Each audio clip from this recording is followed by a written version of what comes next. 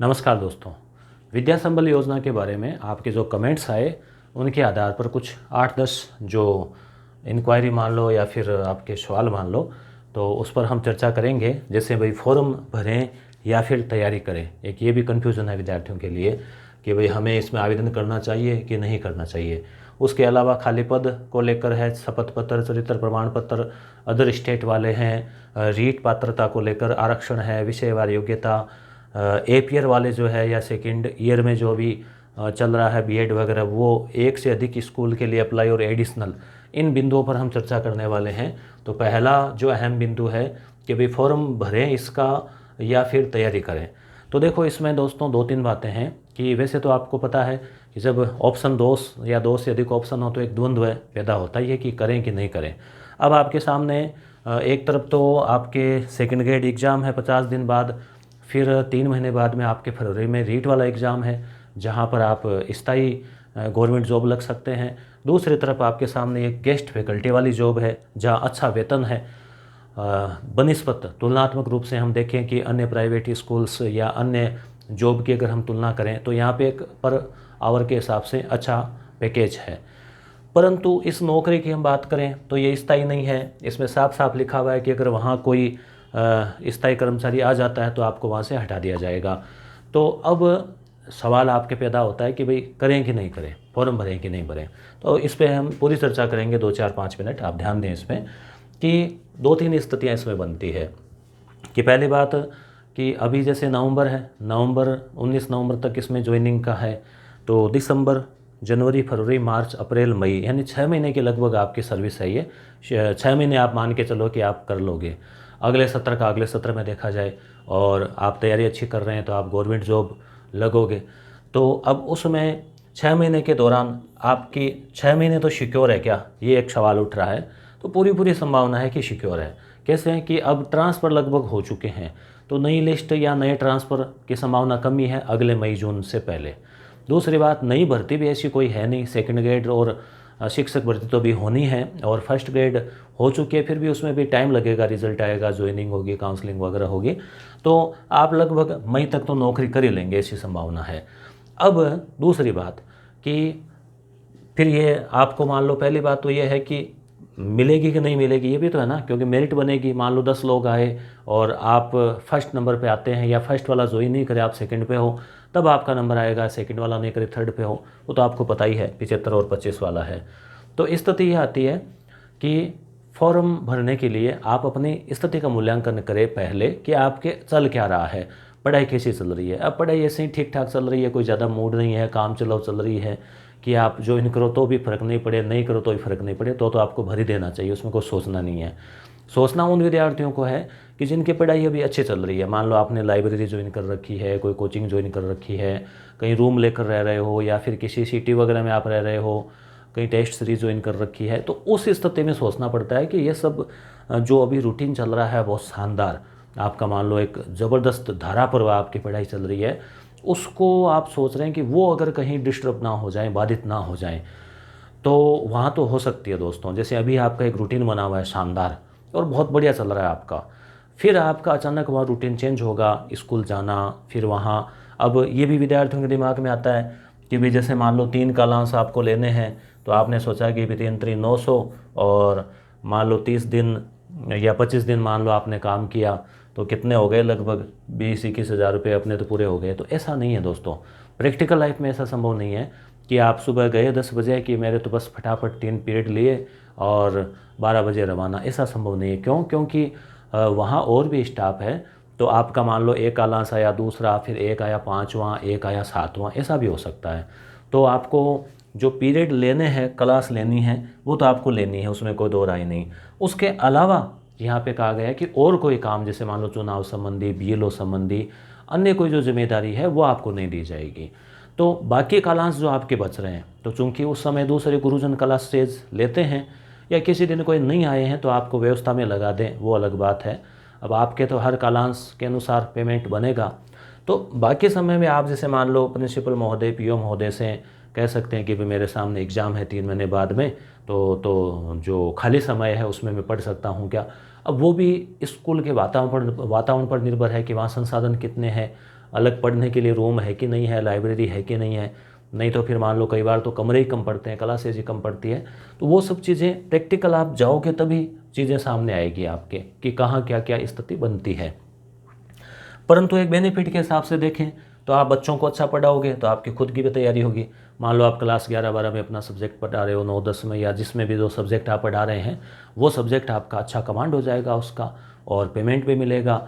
आर्थिक परेशानी है वो भी दूर होगी, और ज्वाइनिंग में भी समय लगता है। मान लो अभी सेकंड ग्रेड एग्ज़ाम है मान लो दिसंबर में, फिर ये तो है नहीं कि आपको अगले महीने ज्वाइनिंग मिल जाएगी, तो 5-6 महीने आगे जो बेरोज़गारी के रिजल्ट के इंतज़ार की वो भी आसानी से निकल जाएंगे। तो दोनों ही स्थितियाँ बन रही हैं। अब आपके नज़दीक में ही जैसे मान लो स्कूल हो, अब नज़दीक आपके जिस गांव में आसपास कहीं 4-5 स्कूल में आपने मान लो अप्लाई कर दिया और वहाँ से आपका हो जाता है, और आपका रूटीन बना हुआ है कि भाई सुबह जैसे पढ़ लिए, जल्दी स्कूल चले गए, स्कूल में बच्चों को पढ़ा दिया और फिर वापस आ गए, वापस पढ़ लिए। ऐसी स्थितियाँ अगर आप सेट कर सकते हैं ना तो आपको ज्वाइन कर लेना चाहिए। और कई ऐसे हैं कि जिनके लिए देखो रोज़गार ज़्यादा है आवश्यक, कि नहीं बहुत आवश्यकता है आर्थिक कंडीशन, तो भी उनको ज्वाइन कर लेना चाहिए। जो मध्यम स्थिति में है ना कि करें नहीं करें तो भी कोई ख़ास फ़र्क नहीं पड़ेगा, और जिनकी तैयारी बहुत अच्छी चल रही है उनसे भी मैं कहना चाहूँगा कि भाई आप अगर इस थोड़ा सा का आप मान लो आ जाते हैं थोड़ा लालच की ओर, तो नुकसान भी हो सकता है आपको बड़ा। क्यों? क्योंकि फिर एक रूटीन आपका गड़बड़ा जाएगा, फिर आपको वापस शेड्यूल बनाने में भी टाइम लग जाएगा। और देखो जैसे एक तो फुल टाइम पढ़ते हैं 10-12 घंटे, और फिर एक काम करके पढ़ते हैं, तो होता तो मुश्किल ही है।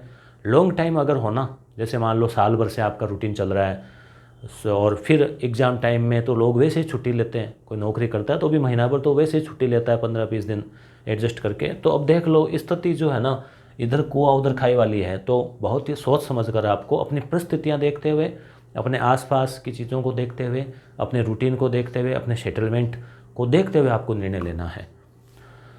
चीज़ों को थोड़ा ध्यान में रख लेना, ठीक है। बाकी मैं ये कहना चाहूँगा कि अगर सामान्य स्थितियाँ हैं, इजीली सब कुछ एडजस्ट कर सकते हैं, तो फॉर्म भर देना, ठीक है। फॉर्म भर के फिर आगे मान लो कहीं पहले ही मन में अब सोच रहे हैं कि फॉर्म ही नहीं भरा, तो फॉर्म भर देना, लगा देना, सिलेक्शन हो क्या स्थिति बने, ठीक है। अब खाली पद कैसे देखें, तो अब ज़्यादातर तो बहुत सारे व्हाट्सएप पे आ गए हैं, टेलीग्राम चैनल भी बन गए हैं। एक टेलीग्राम चैनल का लिंक इसी वीडियो के नीचे है डिस्क्रिप्शन में, उसमें आप देख लेना, बहुत सारी PDF आ चुकी है और भी आ जाएगी कल तक, क्योंकि सभी अपने अपने जो ज़िले की है वो जारी कर रहे हैं शिक्षा अधिकारी महोदय।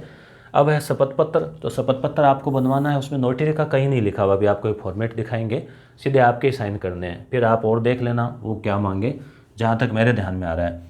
चरित्र प्रमाण पत्र जो है आपको सीधा सीधा कोई भी राजपत्रित अधिकारी है, जैसे कि व्याख्याता महोदय हमारे जैसे कोई, तो उनसे आप सिग्नेचर करवा लेना और चरित्र प्रमाण पत्र फॉर्म के साथ में देना है। बाकी अन्य जो प्रमाण पत्र है, 10वीं है, 12वीं है, जो भी आपकी BA है, BSc है, वो अदर स्टेट वाले पूछ रहे हैं कि भर सकते हैं क्या, तो देखो इस फॉर्म में तो कहीं ऐसा लिखा हुआ है नहीं कि राजस्थान का ही मूल निवासी होना चाहिए, कहीं लिखा हुआ नहीं है। अब मान लो जो बॉर्डर वाले हैं, जैसे मान लो भरतपुर है तो वहाँ UP वाले हैं, जैसे राजगढ़ है वहाँ मान लो हरियाणा वाले हैं, तो इस टाइप से बॉर्डर वाले अक्सर इधर से उधर, उधर से इधर से भरते ही है, आते ही है और भी सर्विसेज में। तो कोई मेरे जहाँ तक ध्यान में है कोई दिक्कत नहीं, अदर स्टेट वाले की क्या कोई दिक्कत नहीं है, फॉर्म भर सकते हैं। रीट पात्रता ये आवश्यक है, L2 L1 के लिए L1 वाली, L2 के लिए L1 वाली आवश्यक है। बाकी सेकंड ग्रेड है या फिर आप फर्स्ट ग्रेड के लिए आवेदन कर रहे हैं स्कूल व्याख्याता या फिर वरिष्ठ अध्यापक के लिए, तो फिर उसमें रीट की आवश्यकता नहीं है, क्योंकि वो उस एग्ज़ाम में भी नहीं होती आवश्यकता।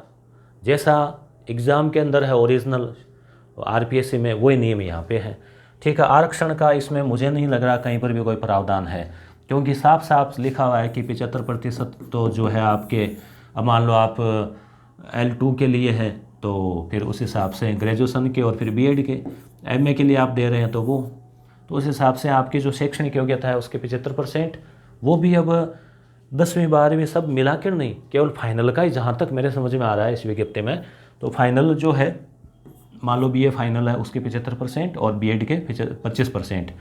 तो यहाँ पे आरक्षण का भी कहीं लग नहीं रहा है कि भी कोई विडो है या फिर कोई मान लो डाइवर्सी है या फिर कोई EWS है तो उसको अलग से लाभ मिलेगा, क्योंकि ऐसा कोई पदों का वर्गीकरण है ही नहीं ना। मान लो किसी स्कूल में एक ही पद है तो जो आ गया सर्वाधिक योग्य उसको ले लिया, परसेंटेज जिसके ज़्यादा, परसेंटेज भी बराबर हो गए तो फिर जिसकी आयु ज़्यादा उसको ले लिया। विषयवार योग्यता, विषयवार योग्यता का मैं अलग से आपको और दिखा दूंगा। वही है जो ओरिजिनल में, जैसे मान लो सेकंड ग्रेड सामाजिक से लगना है तो 7 में से कोई 2 विषय, इतिहास, भूगोल, राजनीति, अर्थशास्त्र, समाजशास्त्र, लोक प्रशासन वगैरह जो है ना, 2 विषय उनमें से आपके होने चाहिए। तो वही योग्यता है जो आरपीएससी में है। एपीयर वाले, सेकेंडर वाले, तो वहाँ अगर आरपीएससी भी एपीयर वालों को ले सकती है तो यहाँ भी लेने में कोई दिक्कत नहीं है। पर दिक्कत कब है, अब मान लो आपसे ज़्यादा योग्य है एक तो जिसने मान लो कर रखी है बीएड और एक आप चल रही है, अब आपसे ज़्यादा, अब वहाँ मान लो एक पोस्ट और एक आप ही पहुँचे, या मान लो आपसे और कम योग्यता वाले पहुँचे, आप सेकेंड ईयर में है और वो फर्स्ट ईयर में ही है अभी बीएड में, तो फिर वहाँ तो आप योग्य बन रहे हैं। अब वो वहाँ के संस्था प्रधान कमेटी तय करेगी कि वो मिनिमम क्वालिफिकेशन को लें या नहीं लें। अब मान लो कोई रीट पास ही नहीं है और उस स्कूल में 2 ही फॉर्म भरे गए, दोनों ही रीट पास नहीं है, अब वो वहाँ उनको लेते हैं नहीं लेते हैं, वो वहाँ की कमेटी तय करेगी। भाई 2 ही फॉर्म आए, दोनों ही रीट पास नहीं, तो जो ज़्यादा ही हो गया उसको ले लो। 2 जने गए, एक रीट क्वालिफाई है, तो सीधी सी बात है वो उससे ऊपर आ रहा है। तो इस हिसाब से जो है वो बातें यहाँ पे है। तो एपीयर वाले हैं या सेकेंडरी वाले हैं, फॉर्म लगाने में कोई आपत्ति नहीं है, मगर आपको ये देखना है कि वहाँ पर फिर आपसे कोई ज़्यादा योग्य जो है अगर होता है तो फिर आप 1 से अधिक स्कूलों में आप अप्लाई कर सकते हैं आराम से। फॉर्म सिंपल सा है, 1 पेज का है, फ़ोटो लगानी है, हालांकि फ़ोटोकॉपी आपको 5-7 उसमें लगानी पड़ेगी, तो 10-1 पेज का, 8-10 पेज का आपका वो मैटर बनेगा फ़ोटोकॉपियों को सेट सहित। तो थोड़ा बहुत तो खर्चा आएगा फ़ोटोकॉपियों का, और मान लो आप 50-1 रुपये का खर्चा सारा एक फॉर्म का 20-30-50 रुपये तक बैठेगा। और आप अपने आसपास में जैसे स्कूल है तो या तो वैसे ही आपको आजकल ऑनलाइन है तो टेलीग्राम, व्हाट्सएप पर सूचना आ जाएगी और इंटरनेट पर मिल जाएगी, नहीं तो फिर आपके गांव में जो स्कूल है, आपके शहर में जो स्कूल है जहां आप लगना चाहते हैं वहां पे पहले पता करवा लो। उसके बाहर सूचना बोर्ड पे सूचना चिपकी रहेगी। अभी 3 दिन है, 2, 3, 4, ठीक है, तो वहाँ से आपने देखा कि भाई ये यहाँ पोस्ट खाली है, या फिर पता करवाया आपने, आप मान लो कहीं बाहर हो तो आपने पता करवाया तो वहाँ पे आप आवेदन लगवा दो। ये भी इसमें कहीं नहीं लिखा कि खुद व्यक्तिगत आके करें, आप जैसे भी एडजस्टमेंट होता है अपने रिश्तेदारों से और से, और सिग्नेचर वगैरह उसमें आपके होने चाहिए। एडिशनल वालों का भी इसमें एक अभी हम देखेंगे कि समकक्ष, स्नातक या समकक्ष, तो अब एडिशनल को वैसे तो समकक्ष मान रखा है तो उसमें कोई आपत्ति होनी नहीं चाहिए। बाकी ये चीज़ें थोड़ी सी पेचीदगी वाली है, ठीक है ना। अब वहाँ पर अब 4-5 दिन उसमें आपत्तियों के लिए भी रख रखा है, ठीक है। तो अब देखते हैं वो चीज़ें आगे। अब ये देखो वो आवेदन है, आवेदन तो आप इजीली वैसे भर सकते हैं। आवेदक का नाम है, पद, सेवानिवृत्त होने पर आपको उसका पद लिखना है, सेवानिवृत्त नहीं है तो फिर उसमें कोई दिक्कत नहीं। पिता का नाम, माता का नाम, ये इसमें कोई दिक्कत है नहीं, ये परसेंटेज वगैरह। तो एक तो ये आवेदन है, ये आवेदन मुझे लग रहा है कॉलेज वाला चल रहा है वो है इसमें, क्योंकि देखो इसमें नेट, जेआरएफ इन सब का दे रखा है, शोध वगैरह का। तो एक तो ये प्रारूप चल रहा है, एक प्रारूप जो है ये शपथ पत्र का है, तो सेम ही इसमें 15 पॉइंट है। यहाँ पे खुद को साइन करने हैं, यहाँ पर भी खुद को ही करने, कहीं ऐसा लिखा हुआ नहीं है नोटरी का। बाकी आप जैसे आपके जो नियुक्ति अधिकारी है वो जैसा कहें अंतिम निर्णय तो उन्हीं का होगा। और ये है जिला शिक्षा मुख्य अधिकारी, संविधानिक तो गेस्ट फैकल्टी, इसमें भी सेवानिवृत्ति वालों के लिए है ये फॉर्म। और फिर ये फॉर्म ज़्यादा चल रहा है, जैसे आवेदक का नाम, पिता का नाम, ये सब हो गया, पद का नाम हो गया, और माध्यमिक, उच्च माध्यमिक आपने कब कब की परसेंटेज आप खुद लिख दो, अपना फॉर्म भर के दे दो फोटो लगा के। और प्रशैक्षणिक योग्यता हो गई भी, बीएड की है क्या, डीएलएड जो बीएसटीसी है वो, या उसके समकक्ष भी इस टाइप की कोई और डिग्री हो। वेद पात्रता परीक्षा आवश्यकता अनुसार रीट उत्तीर्ण, कब प्रतिशत उत्तीर्ण, तो यही मानी जाएगी, पिछले वाले तो इनवैलिड हो गई, वैसे ही 3 साल हो गए उसको। और निवास का पता हो गया, मोबाइल नंबर, जाति वर्ग वगैरह। तो यहाँ कोई ऐसी कोई चीज़ कठिन नहीं लग रही है। मूल निवास प्रमाण पत्र, देखो यहाँ लिया है ना मूल निवास, तो यहाँ पे अब अदर स्टेट और राजस्थान किसको प्राथमिकता देते हैं वो वहाँ की कमेटी तय करेगी। और जाति वर्ग या फिर कोई और दिशा निर्देश हो इसमें तो वो देखने होंगे। चरित्र प्रमाण पत्र 2 राजपत्र अधिकारियों द्वारा, ये है देखो 2 चरित्र। अब चरित्र के लिए भी स्टूडेंट के कमेंट आते हैं कि कौन से वाला चलेगा, वो ग्रीन वाला चलेगा क्या, ये चलेगा क्या। चरित्र तो राजपत्र इतने जो साइन कर दिए हैं, तो वो फॉर्मेट तो अब किसी दुकान में मान लो छोटी साइज़ का आता है, कहीं भी मान लो कोई अलग टाइप का आता है, उसमें कोई फ़र्क नहीं पड़ने वाला। आपका ऊपर नाम रहेगा और नीचे वो हस्ताक्षर रहेंगे, मोहर रहेगी, तो उसमें कोई ज़्यादा कोई इश्यू मुझे नहीं लग रहा कि किसी प्रकार से आपको परेशान होने की आवश्यकता है, ठीक है। और आवेदन के साथ सूची संलग्न 1 से 12 स्व प्रमाणित, ठीक है, वह शपथ पत्र व अन्य जो आवेदनकर्ता देना चाहें। तो एक तो शपथ पत्र हो गया, 2 चरित्र प्रमाण पत्र हो गए, खुद के प्रमाणित की 1 से 12 तक की जो प्रतियां जो है वो हो गई सूची संलग्न 1 से 12, ठीक है। अब इसमें एक ये और देख लेते हैं, योग्यता वाला थोड़ा सा आपको दिखा देते हैं कि जैसे किसके लिए क्या क्या है।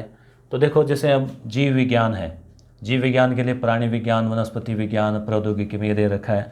भौतिक विज्ञान है, इसके लिए संबंधित विषय। देखो स्नातक में भी क्या लिखा है, स्नातकोत्तर या समतुल्य, साथ ही स्नातक स्तर पर भी संबंधित विषय पढ़ाओ। ये चीज़ और ध्यान रखना, देखो ठीक है, ये यहाँ लिख रखा है देखो इसमें। और ये ऑर्डर जो है ना, ये ऑर्डर, अब इसमें भी क्या है, ऑर्डर भी कई आ गए, अलग अलग PDF 4-5 आ रखी है, तो थोड़ा कन्फ्यूज़न अभी चल रहा है। कुछ और क्लियर दिशा निर्देश आ जाएंगे तो आपको और अवगत करा देंगे। अभी जैसे 18 जुलाई का है, ठीक है। अब इसके बाद में वरिष्ठ अध्यापक है, तो स्नातक यही है जो ओरिजिनल, और B.Ed जो RPSC मांगती है वो इन्होंने मांगा है। वरिष्ठ अध्यापक विज्ञान है, तो इसके लिए भौतिक विज्ञान, रसायन, प्राणी, सूक्ष्म जीव, और ये सब इतने में से कम 2 विषय। वरिष्ठ अध्यापक सामाजिक है, इसके लिए इतिहास भूगोल में से 2। अंग्रेजी गणित है इसके लिए। अब यहाँ देखो एक शर्त है, L2 के लिए 50% यहाँ दे रखा है, न्यूनतम 50%। ये B.Ed के लिए भी तो है, ऐसे आप B.Ed भी नहीं कर पाएंगे, तो वो, और B.Ed और रीट उत्तीर्ण, ठीक है, अवधि समाप्त नहीं हुई हो। तो ये तो कहने का मतलब ये 2022 वाली रीट हो आपकी। अब आप कई कहेंगे कि हमारे पास तो मार्कशीट आई नहीं अभी, तो इंटरनेट वाली तो है ही, तो एक बार आप उसे दे दें और फिर आप आगे जमा करवा दें। और शपथ पत्र आप दे रहे हैं कि भाई मैंने सारे डॉक्यूमेंट सही दिए हैं, गलत दिए नहीं हैं, और आपने कोई गलत देंगे तो आपकी पात्रता कभी भी रद्द की जा सकती है, ठीक है। तो ये अध्यापक 50% अंक वाला हो गया।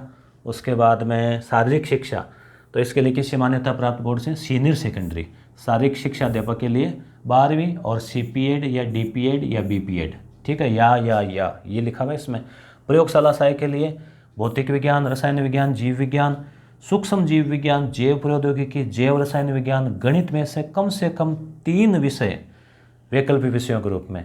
यानी जो साइंस वाले हैं उनके या तो गणित होती है या फिर उनके बायो होती है, उसके अलावा फिजिक्स और केमिस्ट्री तो रखते ही है, या फिर मान लो सूक्ष्म जीव, जैव प्रौद्योगिकी, इनमें से कोई भी में से कम 3 विषय, ठीक है, रूप में लेकर सीनियर सेकेंडरी। यानी 12वीं साइंस वालों में जो है ना उनके लिए प्रयोगशाला सहायक है, और ये जो है वो BPED उन सब के लिए, ठीक है। तो इस प्रकार से इसमें ये कुछ योग्यता की बात हो गई, कई विद्यार्थी कमेंट कर रहे थे। अब हम वापस उसमें चलते हैं, सारी बातें आ गई क्या उसमें जो है, हाँ यहाँ पे अपने सारी बातें इसमें ले ली है दोस्तों लगभग। तो मेरे ख्याल से काफ़ी कुछ डाउट क्लियर हो गए हैं। विद्यार्थी अभी भी वो कन्फ्यूज़न होते रहते हैं कि भाई उसकी लिस्ट लाओ, यहाँ की लिस्ट भेजो, उस ज़िले की भेजो। तो टेलीग्राम चैनल है इसी वीडियो के नीचे, उस टेलीग्राम चैनल में क्या ऐसे तो मैसेज बहुत सारे हैं, आप कहाँ ढूंढोगे। तो टेलीग्राम चैनल का ऊपर जैसे नाम होता है ना, वो नाम लिखा रहता है, मान लो विद्या संबल योजना, उस नाम पे पर आप टच करो, टच करते नीचे आएगा जैसे फाइल लिंक, तो फाइल पे आप क्लिक कर दो, तो सारी जो PDF है 20-25 वो आ जाएगी, उसमें से जो काम की उस पर क्लिक करके और अपने ज़िले का वो देख लो। तो ये कुछ जानकारियाँ थी दोस्तों। तो मेरा तो ये कहना है कि फॉर्म अप्लाई कर दो। अगर आपको थोड़ा, आप अपने अंतरात्मा की आवाज़ सुनो, अपने आप को देखो कि आपका क्या जो है सेटलमेंट है, किस हिसाब से आप एडजस्ट कर सकते हैं।